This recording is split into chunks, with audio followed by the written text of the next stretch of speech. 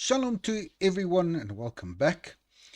As we start moving into part 4, we reach the point in the book of Judges where something clearly changes. Up to now, God's pattern of deliverance still seemed to work. Israel would fall, cry out, and God would raise a judge who would brought relief and peace. But here the cracks start to show. So in this section, God is still present. He still speaks. He still rescues.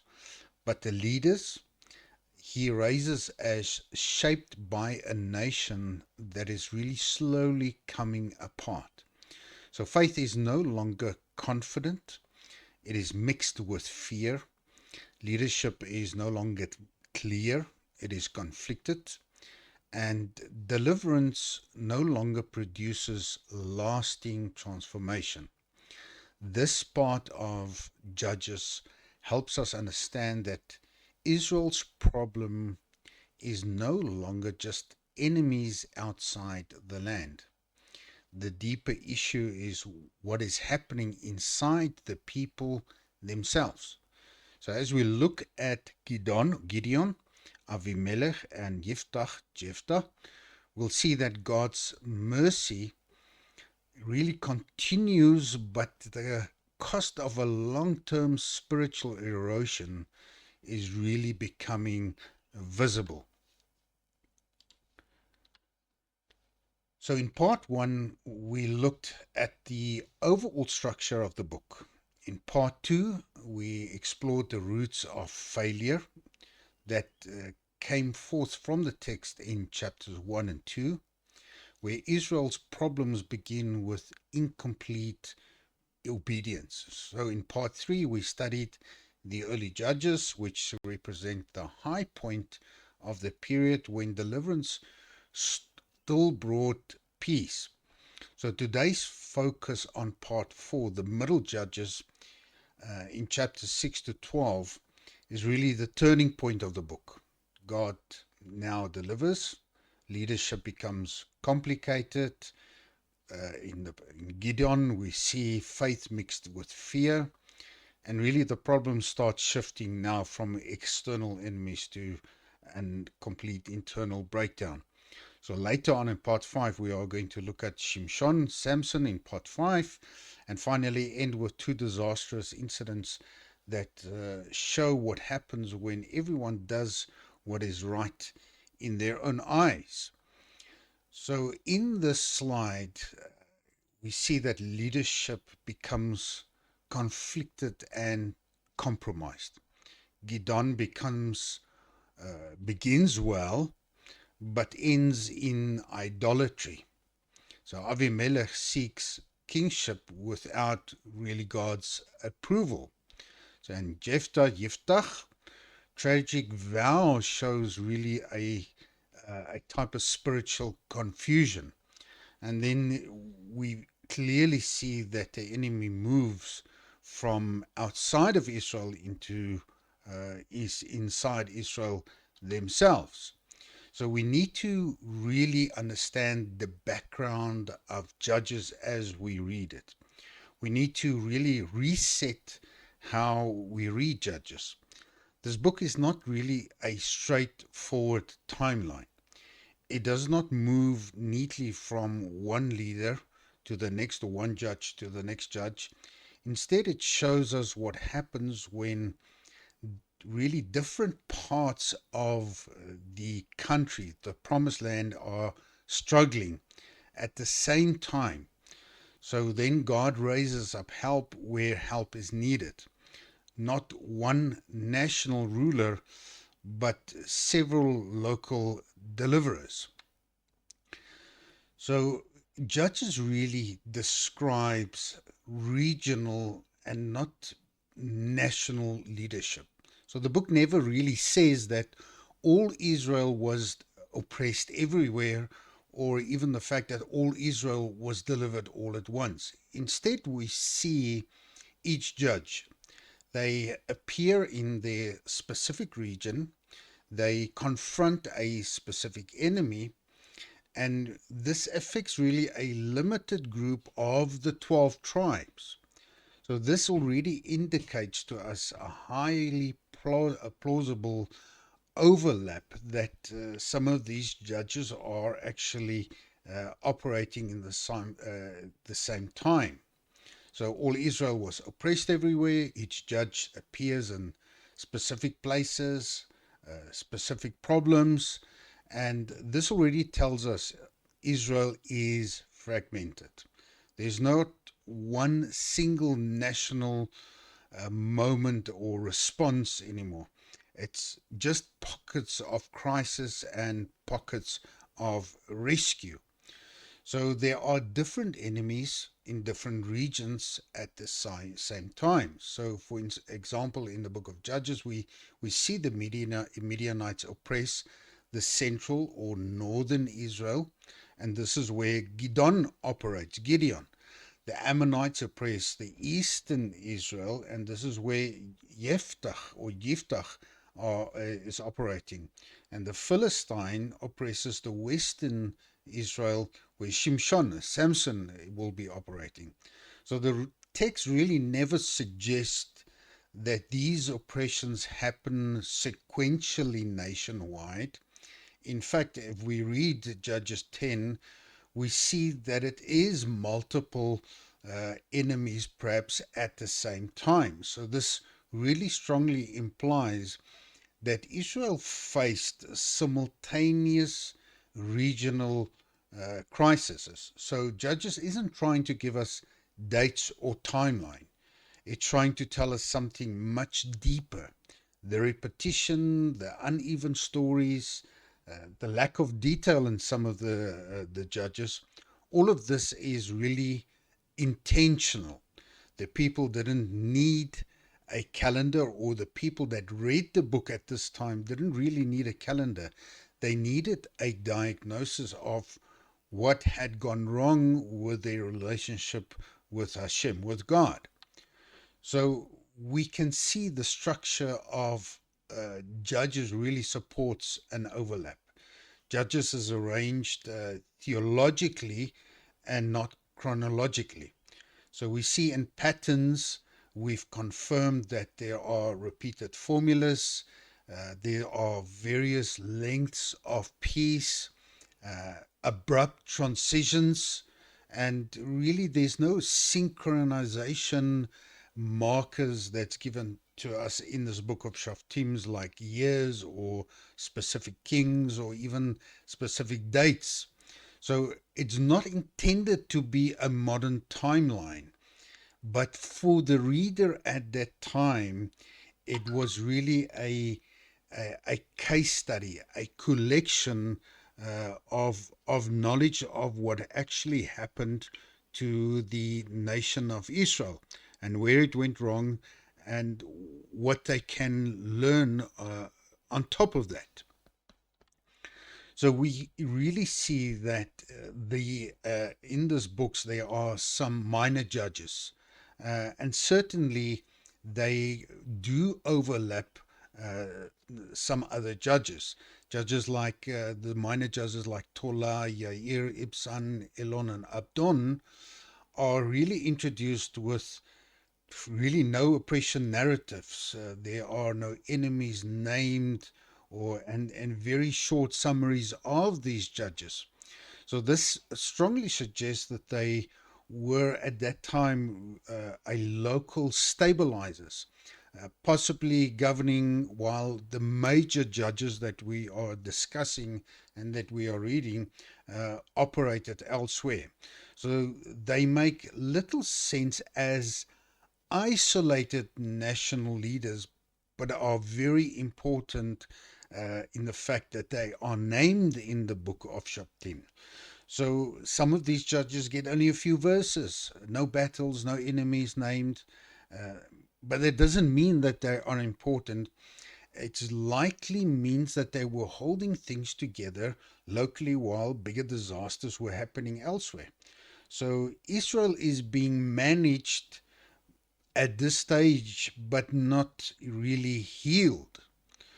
So Avimelech, if we're going to look at the background in the Judges, Avimelech itself is not appointed as a judge, and almost not uh, or if I may say, is almost not necessary to name in the book of Judges, because it's not operating as a judge. But the book still includes the story of Avimelech, which really makes it very important. So we see that Avimelech is not a judge, but self-appointed, if we may allude like this. And we see that he only rules in Shechem. He really fights no foreign enemy, and everything that he does is internal. Meanwhile, other regions are still under outside pressures. So this alone proves that Judges cannot be just one national storyline. It is about Israel breaking apart region by region. And later on, we will actually discuss the details of the story of Avimelech. The same with Shimshon. Shimshon certainly overlaps some of the other judges. We can see with the Shimshon story, he never claims national deliverance. Samson was never meant to be the judge who saved all Israel. So when you read the story, you'll notice something important. Samson never gathers the nation together. He never leads Israel as a whole, and he never frees the people from the Philistines or the Philistines' control. His battles are personal, it's local, and often tied to his own conflict rather than the idea of a national reform. So the scripture even hints at this directly in Judges 13:5, that says that Shimshon would begin to deliver Israel from the Philistines. So he's not going to finish the job. He's really going to start an era, or a task that was given to him. So that word begin tells us his role was limited actually from the start.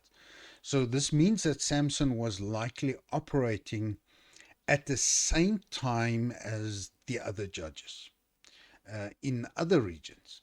So while he fought in uh, Philistines in the west, God was raising leaders elsewhere to deal with other problems.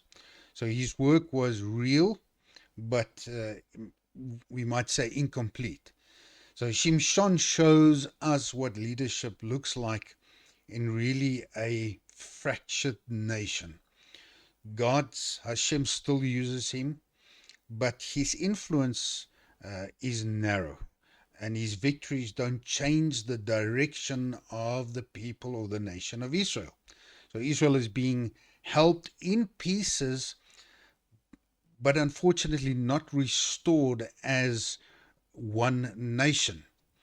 So we can see this table outlining the various judges and the regions that they operated, and the various enemies that they faced, and the scope to where these judges really worked. So this table shows that the judges were not national leaders ruling all Israel at the same time. Each judge operated in specific regions, dealt with specific enemies, and helped only part of the nation. Israel crises were local and not always nationwide, and many judges likely then overlapped in different areas. So the early judges mostly faced external enemies and brought short periods of peace. So as the book progresses, the problems shift really inwards. Leadership becomes fragmented, faith becomes mixed with fear and ambition, and deliverance no longer produces this lasting change within the nation. So by the time then, where we reach Avimelech, there is no foreign enemy. Israel begins to destroy itself.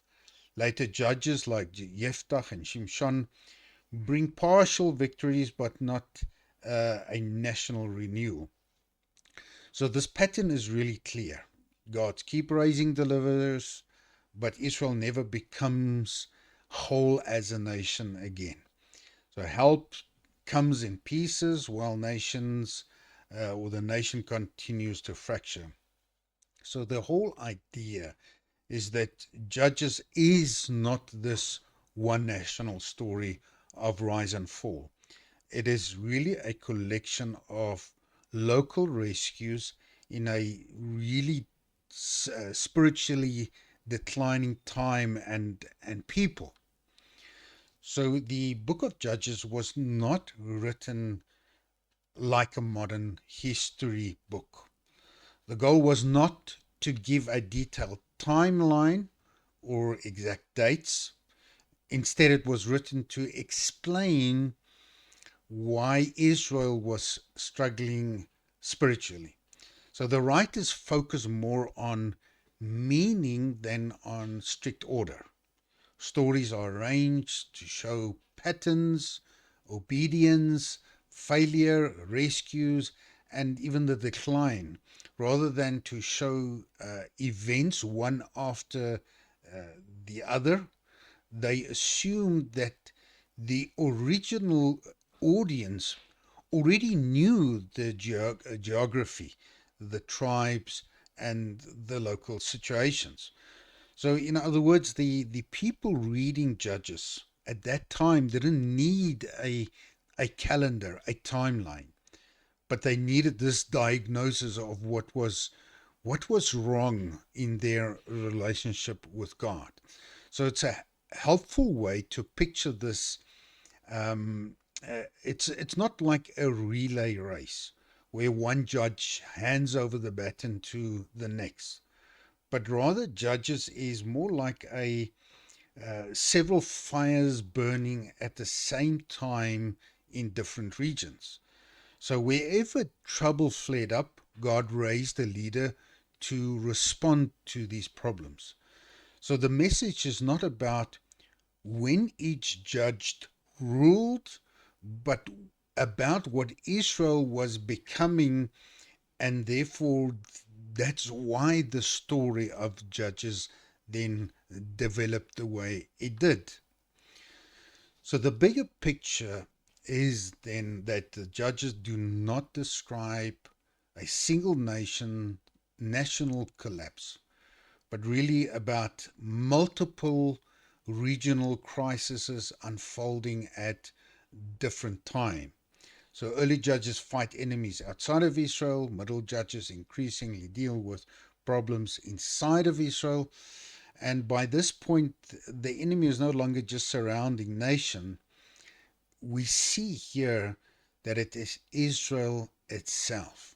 And this is why part 4 matters so much. It's really about a turning point. Part 4 is a turning point in the book of Shoftim.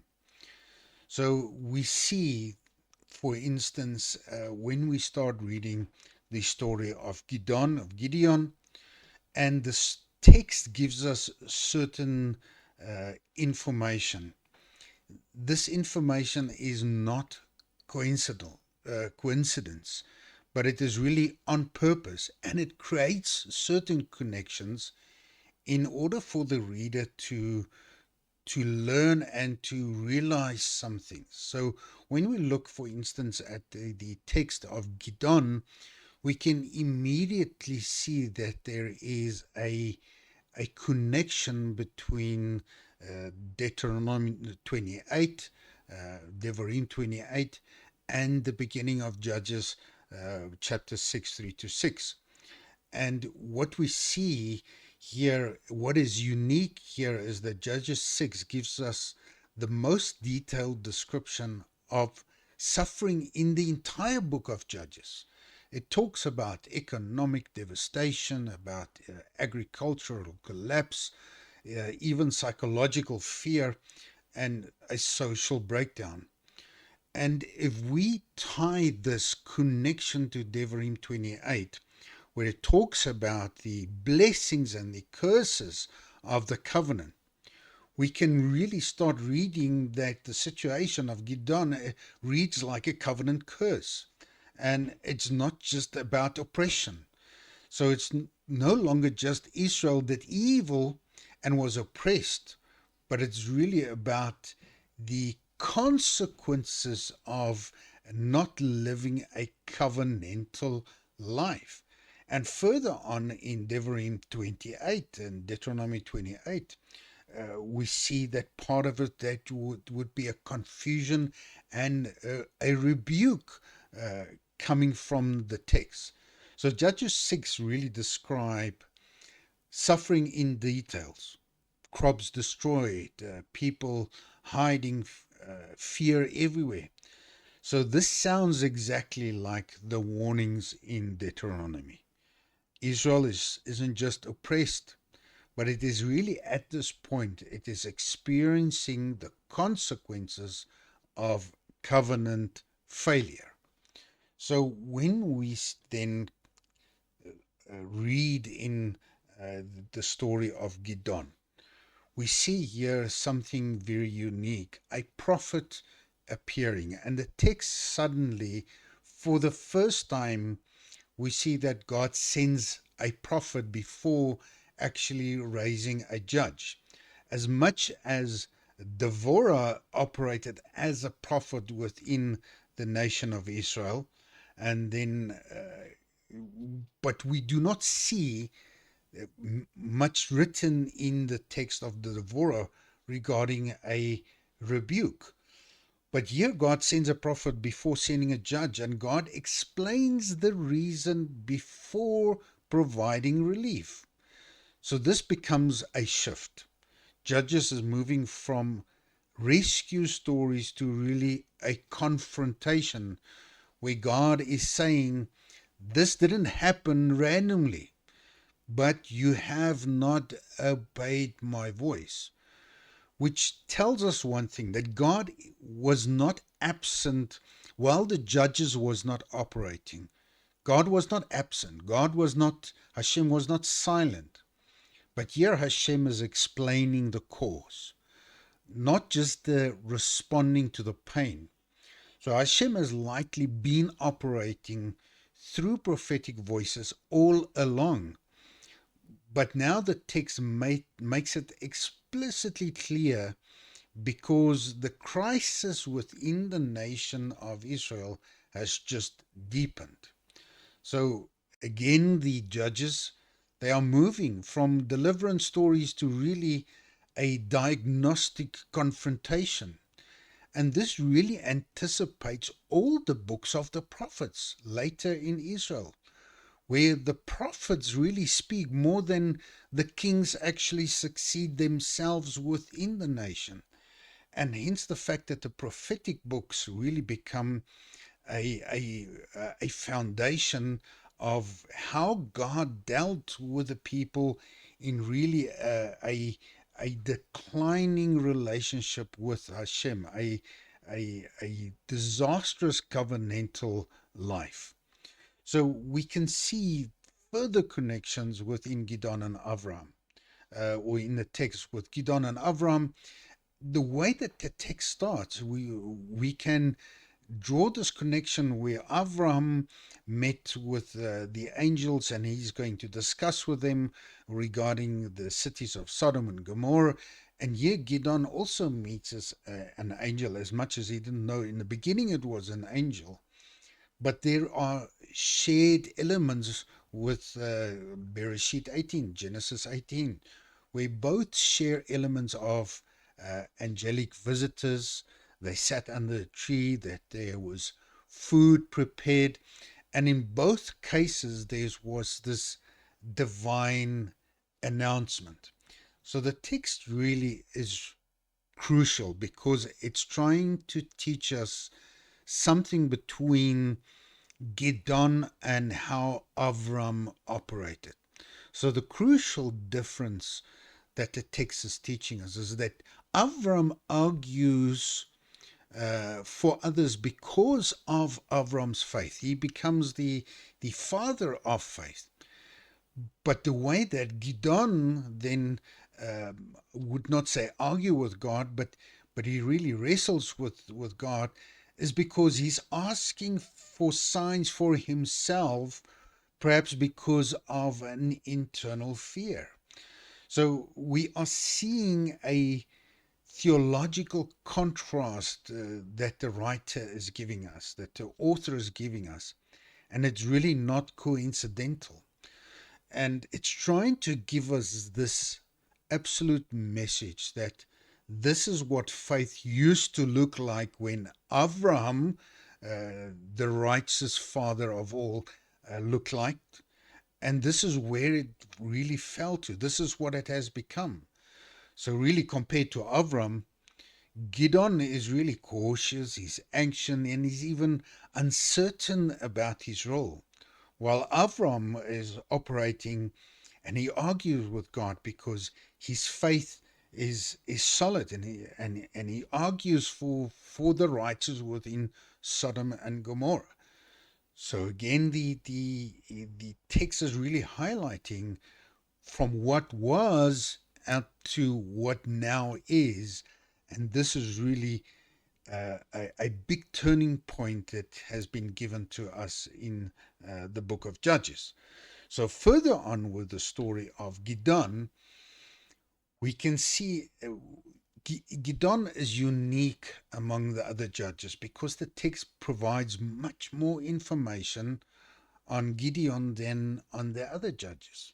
So Gideon's story is really the longest and the most complex, complex for a reason. We find unique features within Gideon.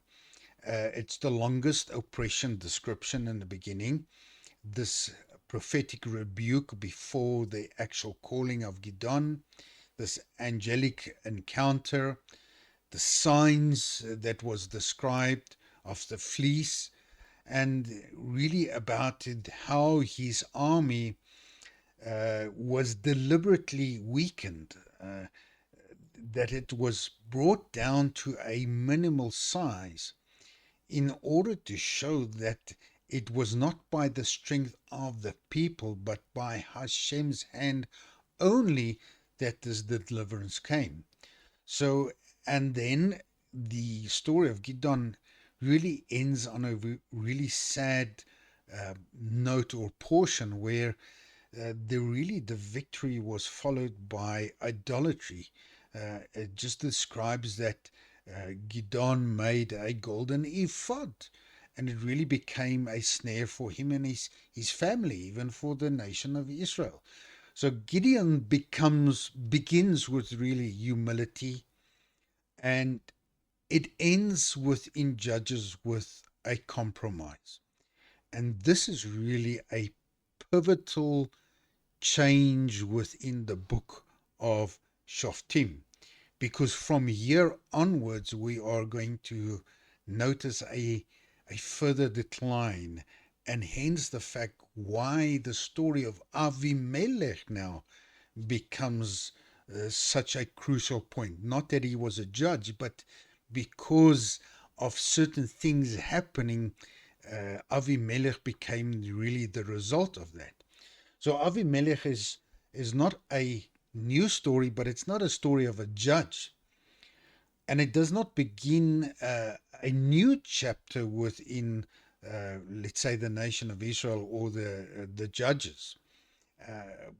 But it really exposes what Gideon left behind.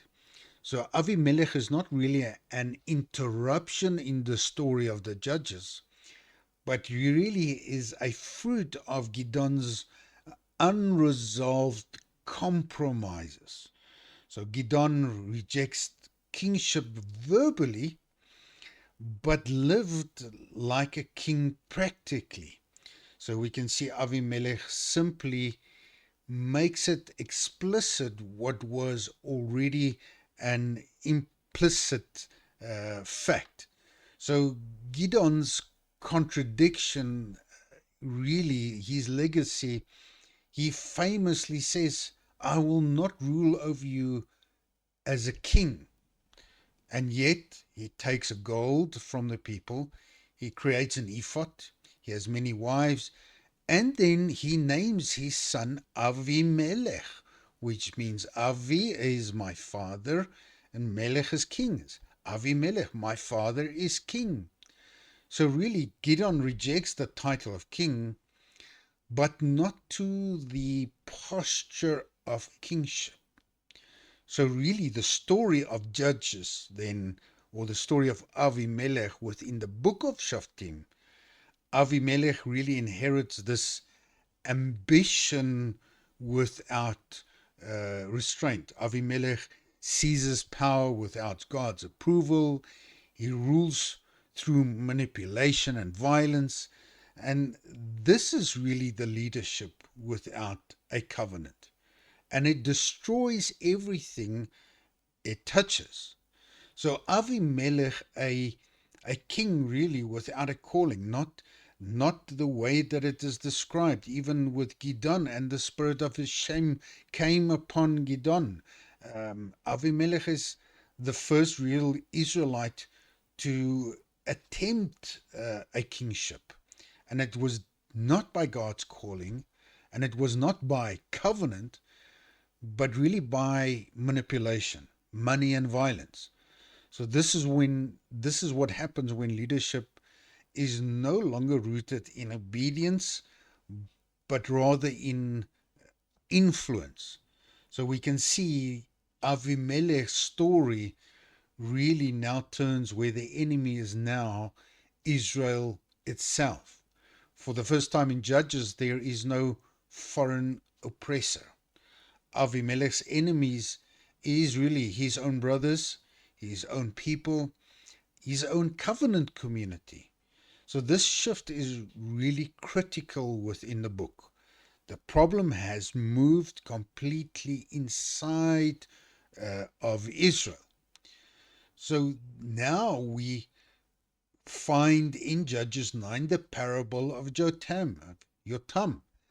Really, it's a warning that Israel ignores. So Jotam's parable of the trees is is not a poetic filler in the text, but it is really a warning. It's a theological verdict. So worthy leaders then refuse power, and it shows us that unworthy leaders then seize it. So Israel chooses the the bramble tree, and the bramble then offers fire, not its fruit. So Jotam's parable explains exactly what's happening. The good tree refuses the power. The bramble takes it and offers fire instead of fruit. So Israel chooses badly, and the consequences then follow afterwards. So we see then further on that Avimelech and the story of Avimelech is about really destruction, mutual destruction. Judges 9 really becomes then unique. God does not raise a deliverer in this text, but we see Hashem sends confusion. Avimelech destroys Shechem, and then Shechem destroys Avimelech. So we can see this connection to Devarim 28, Deuteronomy 28, this curse of living outside a covenantal life, this confusion that was promised that if you do not do this. So this covenant consequences is really allowed to play out in the text. So God judges by letting corruption consume itself. God doesn't raise a judge here. He allows the evil to collapse on itself.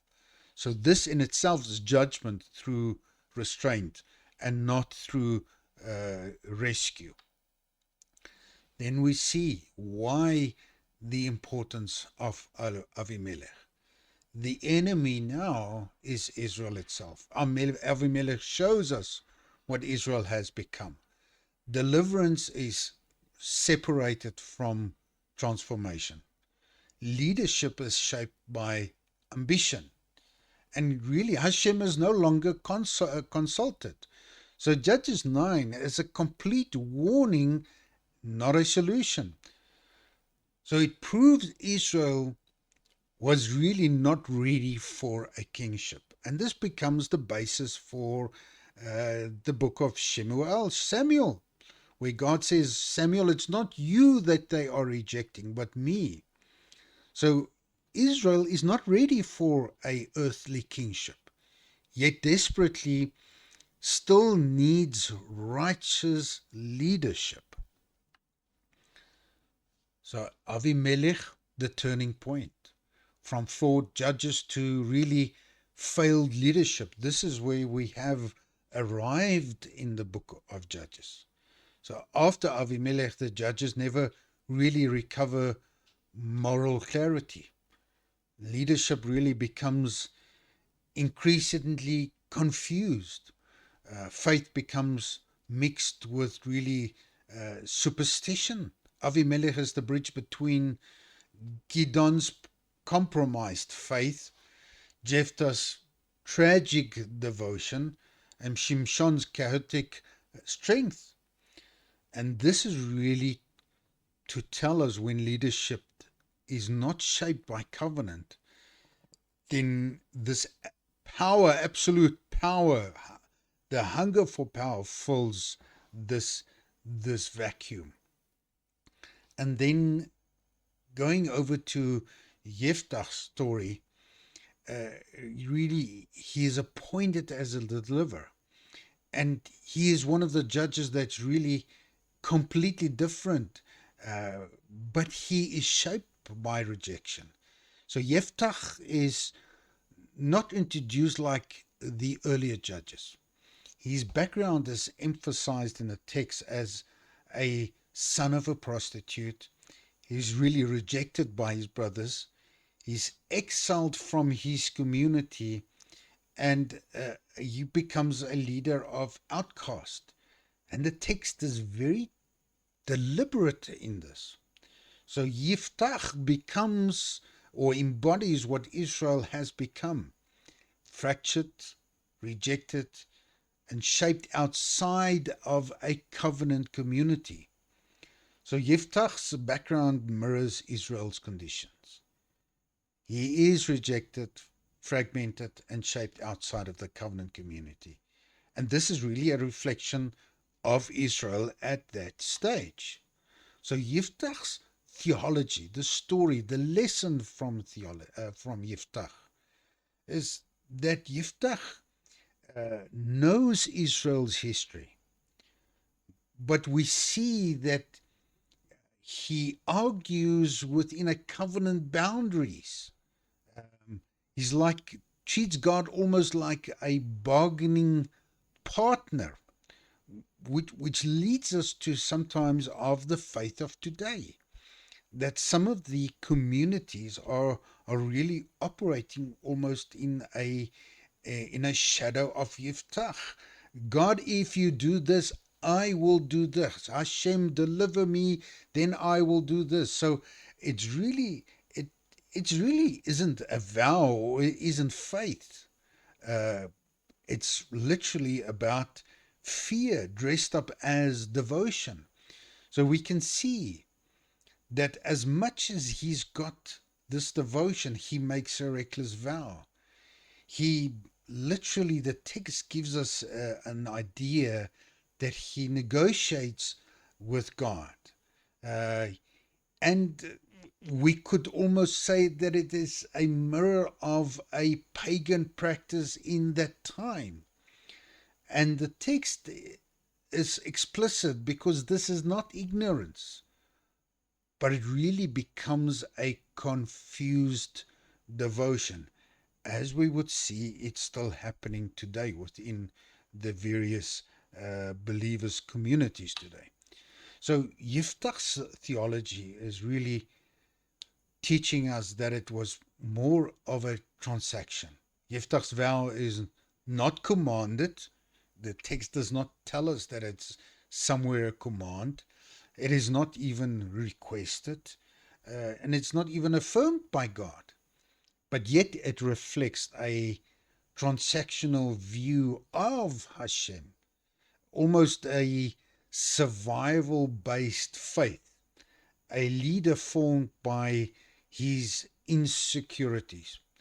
So Yiftach believes victory almost must be purchased.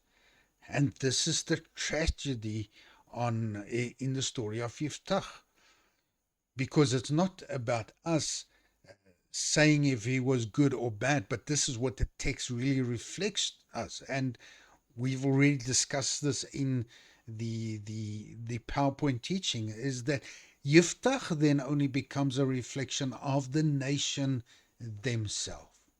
So we can see in this the aftermath of all of this, the internal conflict.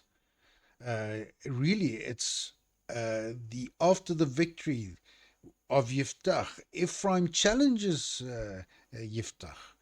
There was civil violence that erupts, and then we get this unique story of the identity markers that divide Israel.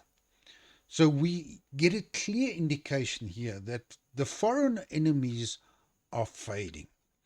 The internal fractures at this stage really starts dominating. So this confirms the trajectory of the whole book of of Judges, that Israel can defeat enemies, but it cannot preserve its unity. Why? Because of the roots of failure. Judges is giving us a clear message that the spiritual state of Israel is declining, and as it declines, the judges that is appointed in their own ways, the text is telling us they are also declining in certain ways. So in part 5 then, when we look at the final judge, Shimshon, we are really going to see almost the lowest point of the spiritual decline of Israel, and then Shimshon being reflected within that. So by the end of part 4, here we see God is still delivering, but the damage keeps increasing. In part 5, we'll see what happens when the strength then exists without the discipline in the story of Shimshon.